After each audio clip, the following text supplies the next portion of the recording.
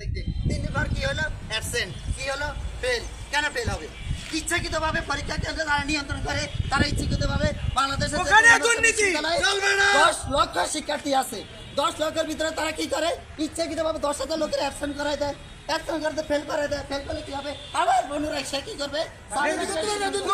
বিশ্ববিদ্যালয়ে চলবে না, চলবে না, চলবে না, শিক্ষা প্রতিষ্ঠানে কোন রকম দুর্নীতি আমরা দেখতে চাই না, চাই না। ব্যক্তিগত দেখতে চাচ্ছি না। আপনারা সেশন জট মুক্ত করবেন, সময়ের মধ্যে পরীক্ষা নেবেন, সময়ের মধ্যে রেজাল্ট প্রকাশ করবেন, নির্দিষ্ট সময়ের মধ্যে বই দিবেন, নির্দিষ্ট সময়ের মধ্যে ক্লাস করবেন। কোন শিক্ষার্থীকে হয়রানি করা যাবে না।